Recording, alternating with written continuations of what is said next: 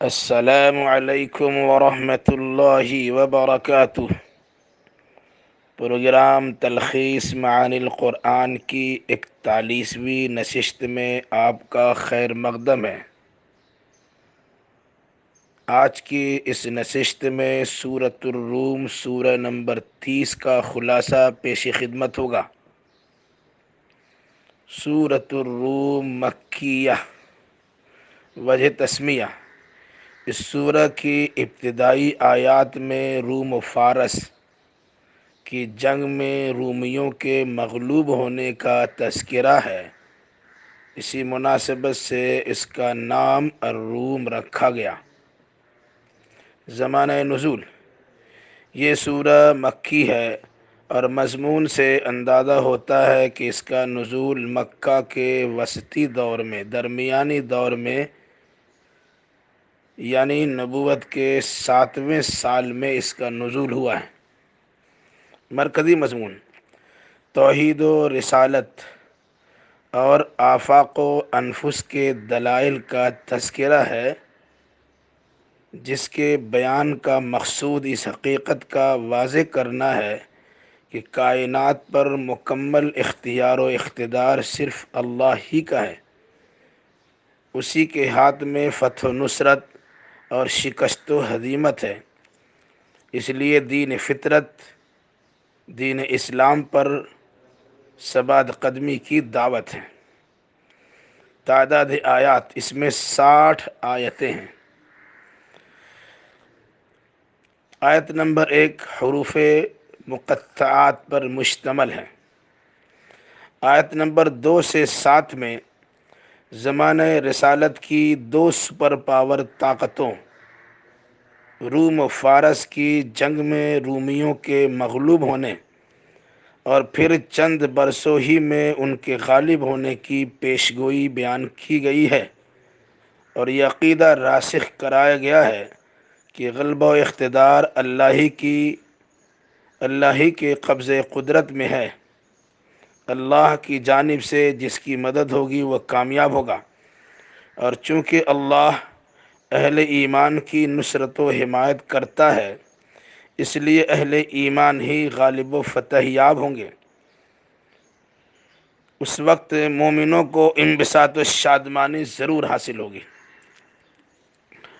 آیت نمبر 8 سے 10 تک میں انسان کو خود اپنے ہی وجود میں غور و فکر کی دعوت دی گئی ہے، جس کے فائدے کے لیے آسمان و زمین اور ان دونوں کے درمیان کی اشیاء کو وقت مقررہ کے لیے پیدا کیا گیا ہے۔ اکثر و بیشتر لوگ اپنے رب سے ملاقات کا انکار کرتے ہیں، حالانکہ ان سے قبل کے مجرموں کو کیفر کردار تک پہنچایا جا چکا ہے، جو ان کے بالمقابل زیادہ طاقتور تھے، جن کے پاس زمین و جائیداد کی بہتات تھی اور ان کی آبادی بھی بے شمار تھی۔ جن کے پاس زمین و جائیداد کی بہتات تھی اور ان کی آبادی بھی بے شمار تھی، جب انہوں نے رسولوں کی تکذیب کر دی تو انہیں عذاب سے دوچار کر دیا گیا، اور ان کی ویران بستیوں کے معائنہ کا حکم دے کر عبرت و نصیحت حاصل کرنے کی تلقین کی گئی ہے۔ آیت نمبر 11 سے 19 تک میں تخلیق کائنات کا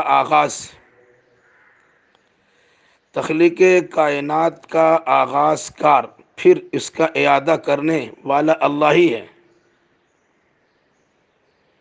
تخلیق کائنات کا آغاز کار یعنی شروع کرنے والا، پھر اس کا اعادہ کرنے والا اللہ ہی ہے۔ اسی کی جانب لوٹ کر جانا بھی ہے۔ بروز قیامت مجرمین مایوس نومید ہو جائیں گے، کیونکہ ان کے حق میں کسی کی سفارش قبول نہیں ہوگی، بلکہ ان کی خود ساختہ مقتدر ہستیاں یعنی معبودان باطل ان کے شرک کا انکار کر دیں گے۔ ایمان و عمل صالح والے باغ بہشت میں خوش و خرم ہوں گے، جبکہ کفار و مشرکین داخل جہنم ہو کر آزردہ و رنجیدہ ہوں گے۔ لہذا قیامت کی سرخ روئی کے حصول کے لیے عقید آخرت کا اقرار کر کے ہمہ وقت تسبیح و تحمید میں مصروف ہو جانا چاہیے۔ آیت نمبر 20 سے 27 میں چند نشانی قدرت کا تذکرہ ہے۔ مٹی سے تخلیق انسانی، پھر انسانی سے انسان کو سکون و راحت بخشنے والی بیویوں کی تخلیق، پھر آپس میں محبت و رحمت کا جذبہ پیدا کرنا، آسمان و زمین، رنگ و نسل اور زبان و بیان کا اختلاف، گردش لیل و نہار یعنی رات و دن کا آنا جانا، پھر رات میں نیند اور دن میں معاش، امید و بیم سے ہم آہنگ بجلی کی چمک، بادل کی گرج اور بارش کے ذریعے مردہ زمین کو زندگی بخشنا، نظام ارض و سما کی درستگی، پھر آخرت میں کائنات کا درہم برہم ہو جانا اور تمام لوگوں کو بارگاہ الہی میں حاضر ہونا وغیرہ غور و فکر کرنے والے دانشوروں کے لیے سامان عبرت و نصیحت ہے۔ آسمان و زمین اسی اللہ کے تابع و فرما بردار ہیں جس نے نظام کائنات کی تخلیق فرمائی ہے، اور وہی اس کو ختم کر کے دوبارہ پیدا کرے گا، اور اللہ کے لیے ایسا کرنا کوئی مشکل نہیں بلکہ بڑا آسان ہے۔ آیت نمبر 28 سے 29 میں شرک سے بیداری کے لیے غور و فکر کی دعوت ہے کہ جب انسان اپنے جیسے اپنے غلام کو اپنے مال و جائیداد میں شریک کرنے کو تیار نہیں ہے تو اللہ کے بندے اللہ کی الوہیت و ربوبیت میں کس طرح شریک ہو سکتے ہیں، اور اللہ اسے کیسے گوارا کر سکتا ہے؟ انسان کا شریک نہیں تو مخلوق خالق کی شریک و سہیم کس طرح ہو سکتی ہے؟ مشرکین بغیر علم کے اپنے خواہشات نفسانی کی اتباع میں گمراہی کے دلدل میں پھنسے ہوئے ہیں۔ آیت نمبر 30 سے 32 میں فطرت کی آواز پر لبیک کہتے ہوئے دنیا جہاں سے رشتہ ناتا توڑ کر دین فطرت، دین اسلام پر قائم رہنے کی تاکید کی گئی ہے، جس دین میں کوئی تبدیلی نہیں، رجوع اللہ، تقوی اور اقامت صلاۃ کی تلقین کی گئی ہے، اور دین میں تفرقہ بازی کو مشرکانہ طرز عمل قرار دیتے ہوئے اس سے باز رہنے کا حکم بھی دیا گیا ہے۔ آیت نمبر 33 سے 40 میں لوگوں کے عجیب حال کی داستان سنائی گئی ہے کہ جب مصیبت لاحق ہوتی ہے تو خالص اللہ ہی کو پکارا جاتا ہے، اور جب فضل الہی سے مصیبت دور ہو جاتی ہے تو ناشکری کرتے ہوئے دوسروں کو بھی شریک گردانا جاتا ہے۔ حالانکہ لوگوں کا یہ طرز عمل بے سند ہے، اور جب نعمت میسر ہوتی ہے تو لوگ اترانے لگتے ہیں، اور جب تکلیف پہنچتی ہے تو مایوس ہو جاتے ہیں، جبکہ انہیں یقین کرنا چاہیے کہ رزق کی کشادگی و تنگی اللہ ہی کی جانب سے ہے، جن کا مقصود امتحان و آزمائش ہے۔ مرضی مولا کے حصول کے لیے قرابت داروں، مسکینوں، مسافروں کے حقوق کی ادائیگی پر فلاح و کامرانی کی ضمانت دی گئی ہے، اور اس حقیقت کا اظہار کیا گیا ہے کہ سود سے بے برکتی اور زکوٰۃ دینے سے مال میں بڑھوتری ہوتی ہے۔ خالق و رازق اللہ ہی ہے، حیات و موت کا مالک اللہ ہی ہے، کہ یہ سارے یا کچھ بھی اختیار غیر اللہ کے پاس ہے؟ ہرگز نہیں، پھر انہیں اللہ کا شریک کیوں کر سمجھا جاتا ہے؟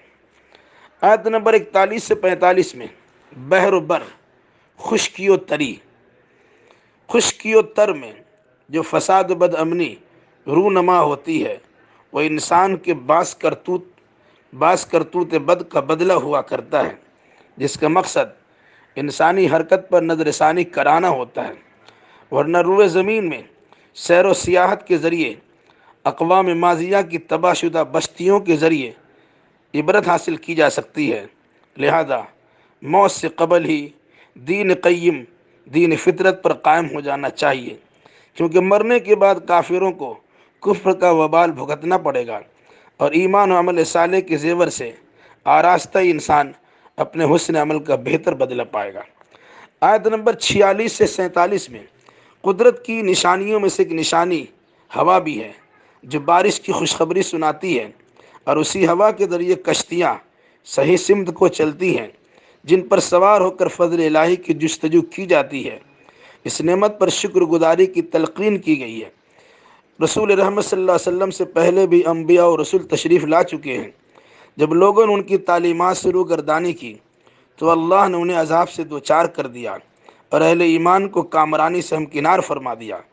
آپ صلی اللہ علیہ وسلم کی مخالفت و معاونت سے متعلق بھی اللہ کا ایسا ہی فیصلہ ہوگا۔ جو مخالف ہوگا عذاب سے دوچار ہوگا، جو معاون ہوگا وہ اللہ کی نعمتوں سے سرشار ہوگا۔ آیت نمبر 48 سے 53 میں ہوائیں بارش رحمت بھی برساتی ہیں اور آفت بھی لاتی ہیں۔ بارش رحمت کی صورت میں مردہ زمین گلزار بن جاتی ہے، اور آفت آنے کی صورت میں آبادی ویرانی میں تبدیل ہو جاتی ہے۔ مردہ زمین کی زندگی سے قیامت پر دلیل فراہم کی گئی ہے۔ اب اگر کوئی سمجھنے کو تیار نہیں تو یہ اندھے بہرے بلکہ مردے ہیں، آپ انہیں سنا نہیں سکتے ہیں۔ آپ اہل ایمان کو نصیحت کیجئے، وہی مکمل وفاداری کے جذبے سے سنیں گے اور قبول بھی کریں گے۔ آیت نمبر 45 سے آیت نمبر 54 سے 57 میں تخلیق انسانی کے مختلف مراحل کا تذکرہ ہے کہ انسان وقت ولادت بہت ہی کمزور ہوتا ہے، رفتہ رفتہ قوت پا کر جوان ہو جاتا ہے، پھر توانائی کمزور پڑ جاتی ہے اور وہ بوڑھا ہو جاتا ہے۔ یہ ساری تبدیلیاں اللہ ہی کی جانب سے ہوتی ہے، جن میں انسان مجبور و بے بس ہوتا ہے۔ لہذا طاقت و توانائی کو غنیمت سمجھ کر خالق و مالک کا شکر گزار بن جانا چاہیے، ورنہ موت سے دوچار تو ہونا ہی ہے اور قیامت برپا ہونا ہی ہے۔ انہیں عالم برزخ ایک گھڑی معلوم ہوگی۔ اہل علم اور اہل ایمان کہیں گے ایک طویل مدت عالم برزخ کی رہی ہے، مگر وہاں پچھتاوے سے کچھ ہاتھ نہیں آئے گا، اور ظالموں کے لیے ان کی معذرت بے سود ثابت ہوگی، اس کا کوئی اعتبار نہیں ہوگا۔ آیت نمبر 58 سے 60 میں قرآن جیسی کتاب جو مختلف پیرائے و اسلوب میں راہ ہدایت کو واضح کرتی ہے، اگر کوئی اس